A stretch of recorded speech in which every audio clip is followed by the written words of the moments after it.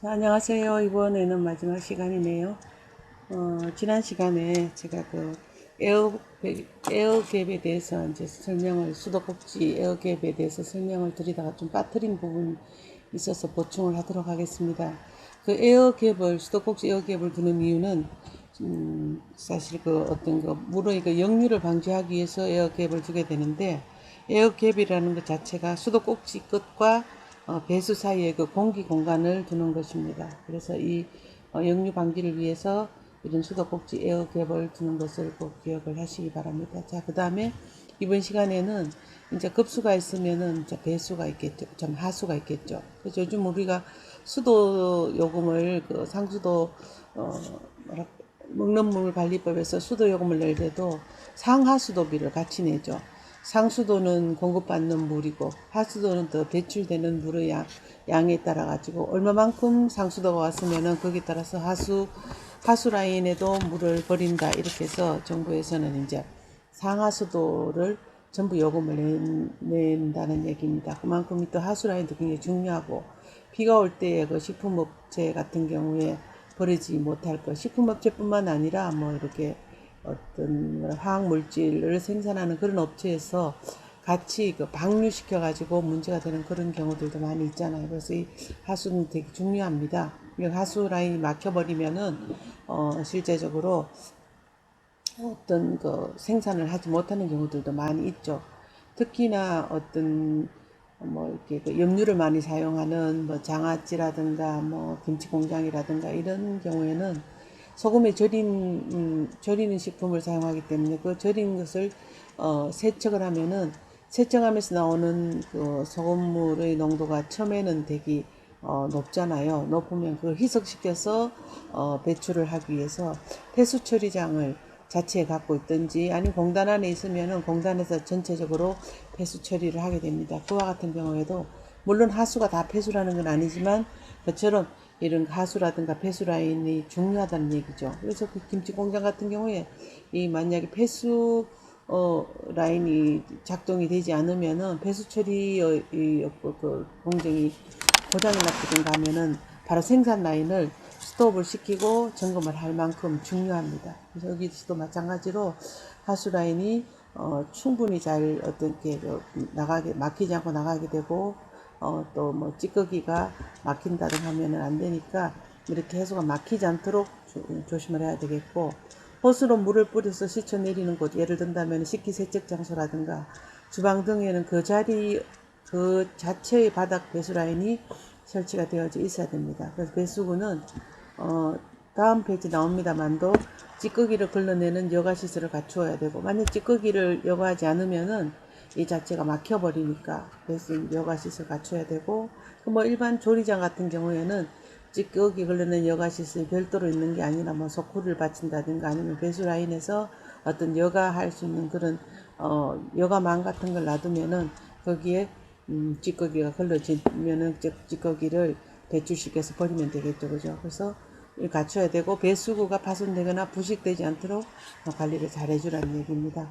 그리고 실내 배수구와 실외 배수구가 교차되는 곳에서는 항상 쥐와 바퀴벌레 등의 위생 해충이 발생하기 때문에 이런 것들을 출입을 막는 철망을 쫌쫌하게 이제 설치를 하고, 역류라든가 냄새가 나지 않도록 실외 배수구에는 항상 기름 트랩을 설치를 해서 잘 빠져나갈 수 있게끔. 여기 보시면은 실내 배수고 실외 배수입니다. 그럼 실내는 여기 지금 찌꺼기 제거용 철망 상자가 있잖아요. 그러면은 배수구가 이렇게 있으면은 먼저 물이 오면은 먼저 조금 이게 메시가 좀 크죠. 그래서 메시가 큰 거 한 번 걸르고 또 다시 걸르고 이렇게 해서 두 번에 걸쳐서 이거 하면 나중에 이 철망 상자를 철격자 뚜껑을 덮개를 열고 여기 있는 찌꺼기를 제거를 하면 되겠죠. 그 다음에 이제 배수구를 벽을 통해서 요거는 이제 방서용, 쥐가 못 들어오게 또 이제 이 철망을 막는다는 얘기입니다. 그래서 물만 이렇게 빠져나가게 되겠죠. 물만 빠져나가서 여기에 들어오면은 이 기름 트랩을 통해서 이렇게 배수가 된다는 얘기인데, 땅이고. 그래서 이 시설 외하고 시설 내에는 철망을 막아가지고 쥐가 들어오지 못하게 그렇게 한다든가 다른 어떤 위생 해충들도 들어오지 못하게 절망을 쫌쫌하게 설치를 한다는 말씀을 드릴 수가 있을 것 같습니다. 그 다음에는 그죠? 요 방충 방서 설비해가지고 해충이나 쥐등의 유입이나 번식을 방지할 수 있는 방충 방서 계획을 수립을 해야 하고, 조리장 입구나 창고에는 바퀴 트랩을 설치를 하고 바퀴벌레를 잡는 그런 트랩을 설치하고, 휴게실 주변에는 G트랩을 설치해서 조리장 내부에는 또 유인 포충등, 포충등에 불을 켜놓으면은 이 불을 보고 여러 비례해충들이 붙어버리니까 이런 유인한다는 얘기예요. 그 위생해충들을.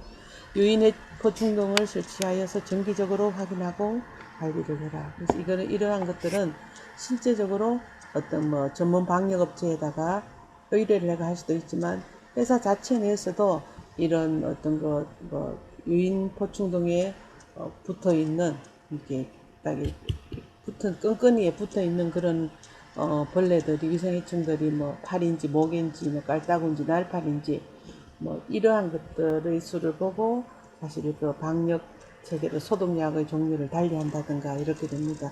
그래서 이런 것을 정기적으로 확인하고 관리한다는 것은 기록을 해서 여기에 맞는 알맞는 약을 어떤 것을 썼다. 그러면 이때 사용하는 약재와 같은 경우에는 식품에 닿아도 좀 별 문제가 없다고 하는 그런 약재에 대한 설명이랄까요? 약재에 대한 그 기준은 또 MSDS라는 Material Safety Data Sheet라는 이 화학물질 안전에 대한 목록이 있습니다. 그걸 보고 같이 부착을 해가지고 놔두면서 관리를 하게 됩니다. 조리장 주변과 쓰레기 분리장은 월 2, 3회 분무 소독을 하고, 훈연 및 살충제를 살포할 때는 조리기구 및 음식에 영향을 미치지 않도록 해야 됩니다.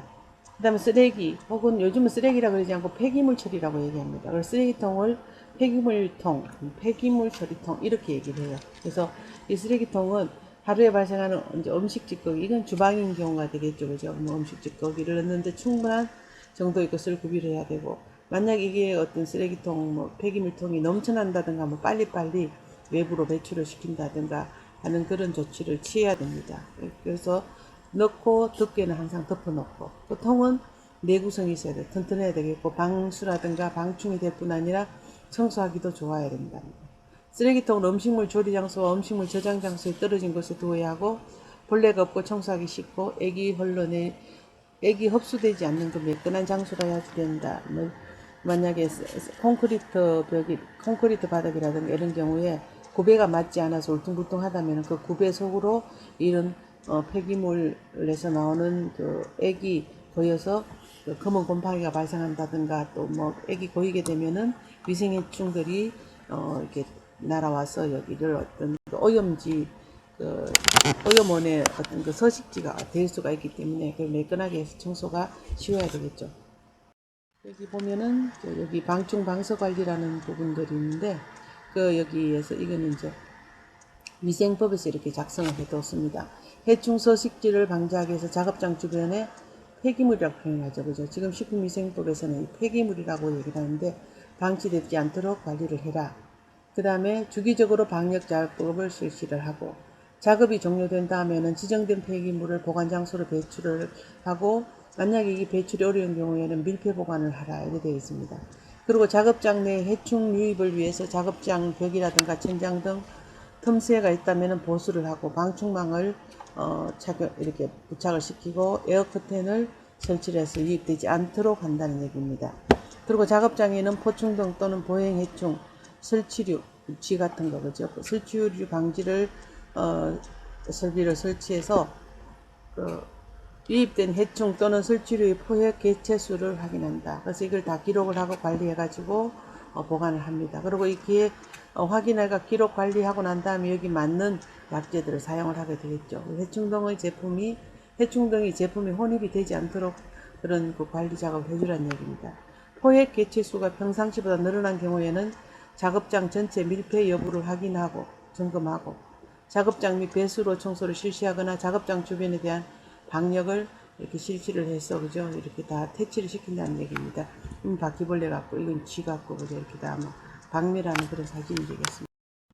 그 다음에 여기 보면은 외부로 개방된 흡기 배기구에는 그저 이렇게 여과망이나 방충망을 설치를 하고, 이거 흡기입니다. 여기 뒤에는 보면은 이제 뭐라 그럴까요? 여기 메쉬에 따라서 각각 이제 털리는데, 실제적으로 이제 여기 메쉬가 224 메쉬 이상의 것을 사용해라. 메쉬 수가 크면 클수록 더 많이 이렇게 거물이 생기기 때문에 더 쫌쫌하다는 얘기입니다. 10메시보다는 24메시가 더 쫌쫌하고, 24보다는 50이 더 쫌쫌하게 거물이 되어져 있다는 얘기가 되겠습니다. 그리고 얘는 보통 공조 시설이 잘 되는데 또 헤파 필터 같은 걸 사용하는데, 그것까지는 안 되더라도 이렇게 방충망이라든가 흡기구를, 그 메쉬를 잘 활용을 하라는 얘기가 되겠고요. 그 다음에 똑같은 건데, 이 포충동의 종류입니다. 뭐 이건 블루버든가 그렇고, 이거는 뭐 예를 들어서 세스코라든가. 근데 요 뒷면에 보면은 그 미생해충들이 붙을 수 있는, 아니면 아래쪽에 붙을 수 있는 그런 끈끈이 판이 있습니다. 그래서 이걸 열어보면은 이 뒤에 붙어 있는, 포획되어져 있는 개체들이, 여기 보면은 유인포충도 작업장 내부자라고 그랬잖아요. 여기에 무엇이 몇 마리가 들어있더라, 뭐 며칠 날 보니까 몇 마리 더라, 이렇게 해서 이거를 관리하는 사람들이 전부 자기 이름을 하고 날짜를 적는데, 여기 보면은 며칠입니까? 뭐 2000 뭐 몇 년도에 C 뭐 원이면은 작업장 내부 1번 위치에 있는 포충동, 그 다음에 2번 위치 포충동, 작업장 입구 내부 뭐 여러 군데가 있겠죠. 작업실도 여러 군데가 있으니까, 이에 따라서 포충동의 번호를 매겨서 포충동 이 번호에 따라 가지고 각각의 개체수가 얼마이다 하는 것 전부 다 기록을 해야 됩니다. 여기 보면은 작업장은 방충방서, 벌레라든가 쥐를 잡기 위해서 각각 해충이나 쓸치리동의 유입이나 번식을 방지할 수 있도록 관리를 하고, 정기적인 확인을 해라는 얘기입니다. 여기 나오죠, 그죠? 그리고 작업장 내 포충동을 설치하는 경우는 식품 취급하는 위치에 영향을 주지 말아야 된다. 너무 이 식품을 취급하는 작업대 위에다 올려놓으면은 이 불을 보고 벌레들이 유인돼 들어오면은, 여기 들어가지 못한 벌레들이, 위생해충들이 식품에 떨어지는 경우가 있기 때문에, 그 바로 위에라든가 이런 것들은 설치하지 않고 잘 어떻게 선정해서 식품 취급 위치에 영향을 주지 않아야 된다는 얘기입니다. 그리고 포획되는 해충이나 설치류의 기록 등을 운영 실적과 문제 발생 시 개선 조치를 실시를 하라는 얘기입니다. 그래서 이렇게 했었는데 분무 소독을 하는데, 작업장 주변 소독은 분무 소독을 하고, 월 10월에서 5월 사이는 월 1회를 하고, 6월에서 9월 사이는 월 2회를 한다. 그 다음에 유인포충 등인 경우에 작업장 내부에 필요시 설치를 하는데 주 1회 점검을 하고, 이 점검자는 방역 담당자가 한다. 뭐 G트랩 같은 거, 살충 등은 이렇게 공장 주변이라든가 작업장 입구라든가 원료 제품 창고, 폐기물 처리장에다 설치를 한다. 이렇게 다 되어져 있습니다. 이렇게 관리를 해야 된다는 얘기입니다. 그 다음에 이제 폐기물, 뭐 수집, 이렇게 쓰레기, 이제 잘못된 건 덮개를 이렇게 덮지 않았다는 거. 이건 덮개를 덮어둔 거고, 또 별도의 장소에다가 이 폐기물들을 갖다 보관을 한다는 얘기입니다. 그래서 이 폐기물이나 폐수 처리 시설은 바로 작업장과 격리된 일정한 장소 설치 운영을 하고, 폐기물은 꼭 밀폐가 가능한 구조로 해라. 이렇게 열어놓으면 위생해충들이 다 달라붙겠죠, 그죠? 여름 같은 경우에 파리가 이렇게 알을 여기다 넣는다든가 이렇게 됩니다. 그래서 꼭 밀폐 가능한 용기를 쓰고, 휴지통하고 요즘은 폐기물통 이렇게 되어 있습니다. 폐기물 처리한 점검표는 이제 여기 만약에 뭐 폐식용유도 마찬가지입니다. 이 폐기물 처리한다든가 뭐 폐식용유라든가 이런 경우에는 어디에서 가져갔다든가 하게 되고, 또 뭐 일반 학교 급식 같은 경우에는 보면은 뭐 음식물 쓰레기 수거해 가는 데도 있고, 일반 폐기물 같은 경우에는 그거 뭐라 그럴까요? 저기 비닐봉투 폐기물 쓰레기 봉투에 넣어가지고 처리한다든가 이렇게 하죠. 여기 보면은 폐기물은 위탁 처리는 하는 경우는 계약서를 받고 있어야 되고, 위탁 업체에서는 허가증을 보유해야 되고 있고, 위생관리 점검 상태를 점검하고 기록 유지를 해서 꼭 관리 기록을 유지를 하라는 얘기입니다. 그 다음에 기계라든가 기구 및 용기는 여기 보면은 식품에 사용하는 식품의 제조 가공 조리에는 이렇게 기계라든가 기구 용기는 식품과 직접 접촉하기 때문에 아주 위생적이어야 됩니다. 그래서 그 기준이 있습니다. 여기 보면은 식품 접촉 재질은 식품 공전 기구 및 용기 포장의 기준 규격에 적합한지를 확인을 해야 되는데, 스테인리스도 용도별로 선택을 한다는 얘기입니다. 304, 뭐 316 이렇게 있고 또 410, 444. 스테인리스 스틸 같은 경우에도 이 순도가 95 이상이 돼야 녹이 슬지 않지. 만약에 80 이렇게 되면은 스테인리스 스틸 같은 경우에도 녹이 발생할 수가 있습니다. 스테인리스라는 게 녹이잖아, 그죠? 스테인리스 스테인이 녹이고 리스가 없다는 얘기입니다. 녹이 없는 그런 강철이라는 얘기죠. 그다음 기구 용기 사용 용도별 표지로 구분해 가지고 뭐 도마라든가 칼이라든가 뭐 국자라든가 이런 것도 전부 색상별로 구분한다는 얘기입니다. 흰색 도마는 뭐 가공품을 쓴다. 칼 자루가 검은색은 가공품을 쓴다. 칼 자루 손잡이 부분이 만약에 붉은색은 김치를 썬다면 도마도 붉은색을 한다든가 이렇게 색상 구분을 하고 명칭도 구분을 해줘야 된다는 얘기입니다. 여기 보면은 이런 용기는 식품과 직접 접촉하기 때문에 위생적이어야 하고 약품 소독이나 가열 소독이 가능해야 합니다. 자연수산 나수 나트륨이라든가 이런 것을 썼을 때에 또 어떤 게 뭐 유독용 성분이 용출되지 않아야 되겠죠. 만약에 우레탄 소재인 붉은 우리 뭐 다라이라고 얘기하죠, 그죠? 그런 경우는 고무다라이라는 이런 것들은 유독 성분이 용출이 됩니다. 포르말데히드 같은 경우. 그러면 식품을 취급하는데 사용하면 안 됩니다. 보통 시장 같은데 우리 집에서도 튼튼하기 때문에 재질이 튼튼하기 때문에 많이 사용을 하는데, 그 같은 경우에는 폐플라스틱 같은 것들을 가소제를 넣어가지고 만드는데 이거는 용출이 됩니다. 사용이 부적합하죠. 그리고 침투되지 않아야 되고 세제와 소독제에 의한 부식성이나 식품 성분과의 반응이 없어야 되는 그런 재질을 사용을 해라. 그리고 내열성, 내산성, 내수성, 내구성도 높아야 되고, 일반적으로 스테인리스 스틸을 쓴다든가 섬유 강화 플라스틱 FRP라고 얘기하는, 여러분들 물 같은 거 이렇게 저수조 있죠. 그게 FRP 대표적인 겁니다. 요즘은 뭐 이렇게 노란색도 나오고 약간 청색도 나오고 이렇게 한 거, 그죠?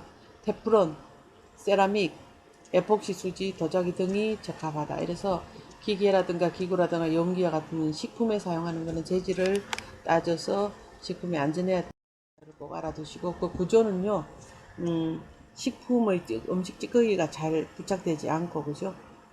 사용한 후에 청소라든가 소독이 잘 용이한 그런 구조라야 한다. 그림 19-14와 같이 다음 페이지 있습니다. 기구나 용기의 접합 부분은 직각 또는 예각이 아닌 꺾어지는 부분이 아니라 좀 라운딩 된다든가 둔가 비스듬하다든가 이렇게 해서 이중으로 겹쳐지는 부분이 없어야 된다고 말씀을 드릴 수가 있을 것 같습니다.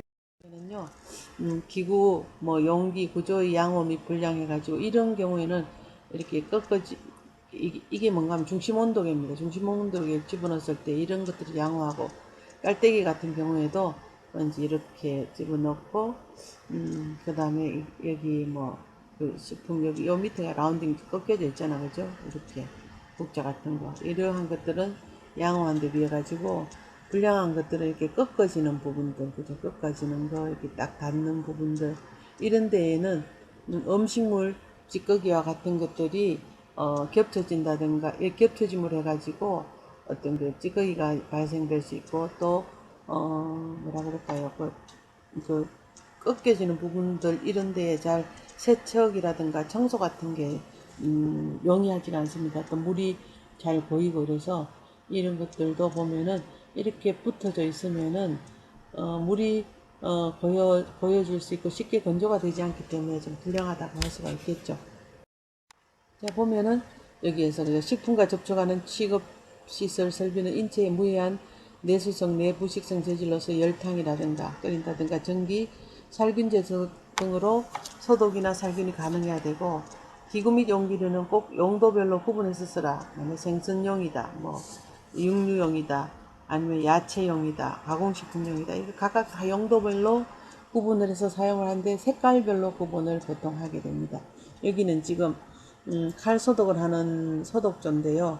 이 자체에 뭐 칼을 이렇게 넣어놓고, 지금 색깔이 다 똑같잖아요. 똑같은 경우에는 여기다가 이제 그 네임펜으로서라든가 글씨를 부착을 합니다. 어떤 용이라고 부착을 해야 되는데 제일 좋은 거는 색깔별로 구분하는 게 제일 좋고 아니면은 어떻게 여기 손잡이 자체에다가 글씨를 써가지고 구분을 한다든가 이렇게 됩니다. 그래서 여기 보면은 지금 여기에 뭐 차염소 산수에다가 뭐 100ppm이나 200ppm 보통 담급니다. 그래가 소독을 30분 이상 소독을 해서 사용을 한다든가 하게 됩니다. 그리고 이 지금 식품 취급 시설이라든가 설비는 인체에 무해한 내수성 혹은 내부 직성 재질을 사용을 하라. 기구라든가 용기는 사용 전후에 세척 소독을 하고 청결 일반 구역별로 구분을 해서 사용을 해라. 장갑도 똑같이 이 같은 경우에 뭐 전처리용이라면은 이거는 이제 내부에 흰 거 여기는 뭐 청결 구역에 쓰는 거 이거는 일반 구역에 쓰는 거라든가 반대라든가 이렇게 해서 아예 그 행거 자체를 탈수시키는 것도 조금 더 이제 뛰어나가 서로 교차 오염이 이루어지지 않게끔 이렇게 보관을 하는 그런 상태입니다. 여기 3장 3조는 식품 등의 취급은 뭐 판매는 어떻게 이렇게 해가지고 하는데 영업상 사용하는 기구라든가 용기 포장은 깨끗하고 또 위생적으로 다뤄야 된다. 이거는 식품의 취급입니다. 그래서 판매를 하기 위한 즉 판매 외에 불특정 다수인에게 대한 제공을 포함을 한다 해가지고 이거는 뭐 집단급식에도 포함이 되겠죠. 이 목격을 한 경우에는 식품 또는 식품 첨가물을 채취, 제조, 가공, 사용, 조리 들어가죠. 저장, 운반 및 진열은 깨끗하고 위생적인 상태에서 취급을 하라는 얘기입니다. 이 마찬가지로 식품과 직접 접촉하는 제조설비는 식품의 특성을 변질시키거나 인체에 유해하지 않은 스테인리스 및 이에 준하는 청결하고 위생적인 재질로 구비를 해야 된다. 이거는 제조 설비를 유지 관리하기에는 하나의 방법입니다. 여기 보면은 수리 중인 기계라든 기구는 수리 중이라는 라벨을 부착해서 표시해가지고 부착하고 또 뭐 설비 컵을 이용해가지고 기타 제품이 오염되지 않도록 유의를 해라 이렇게 되어 있습니다. 그 다음에 마지막으로 이제 퀴즈를 내겠는데 제가 어떤 작업의 용도별로 식품을 잘 식별할 수 있는 아니면 일반 화장실 또 검수실 작업실 이렇게 해가지고 그 용도별로 각각 그 조명의 밝기를 몇 럭스 이상 이렇게 구분을 했었잖아요. 그 구분을 하고 왜 그렇게 구분을 하는가에 대한 설명을 해주시기 바랍니다. 그 다음에 이 배관에서 에어갭을 두는 이유는 해가지고 아마 제가 요 3교시 처음 시작할 적에 여러분들한테 그 에어갭을 두는 이유를 설명을 했고 요거는 두 번째 시간에 에어갭에 대한 두 번째 마지막 부분에 에어갭에 대한 설명을 했습니다. 그래서 왜 수도 배관을 할 적에 에어갭을 두는가 하는 것들을 설명을 했는데 그게 만약에 부족하다면은 여러분들 교재를 참고를 하시면은 에어갭을 두는 이유가 있을 것 같습니다. 자, 그래서 식품 영업의 위생 관리에서 실제적으로 제가 이 부분에 대해서는 아마 그 위생 관리라든가 안전 관리에 대해서는 시간을 많이 할애하고 천천히 진행하는 이유가 여러분들이 충분히 숙지를 하고 또 알아야 될 부분들이기 때문에 이렇게 설명을 드리는 겁니다. 그래서 물론 이게 우리 해썹을 할 적에 선행요건 기준에 있어 가지고 해썹을 받기 전에 선행적으로 취급해야 되는 어떤 SSOP와 같은 것들이 전부 이 위생관리하고 겹쳐 비치는 부분들이 많습니다. 그래서 이건 꼭 여러분들이 알아둬야 됩니다. 현장에 가서도 그렇고 뭐 시험 문제는 물론 많이 나오겠지만 여러분들이 졸업을 하고 현장 갔을 때 바로 부딪히는 부분들이 식품의 위생이라든가 안전관리가 되기 때문에 이에 대해서 제가 강조를 또 하고 하는 것이 되겠고 다음 주에는 이제 식품의 위생적인 취급에 대해서 이것도 뭐 개인 위생 관리라든가부터 시작해서 어떤 구매라든가 검수 단계 위생 관리 이런 것들에 대한 것을 배워보도록 하겠는데 오늘은 수업을 여기까지 하도록 하겠습니다. 수고 많으셨습니다. 다시 말씀드리지만 이 퀴즈에 대해서 답안을 제출하는 것은 여러분들이 저에게 쪽지로 보내주시기를 다시 한번 부탁드리고 쪽지로 보내주지 않으면은 제가 출석을 인정하지 않도록 하겠습니다. 수고 많으셨습니다.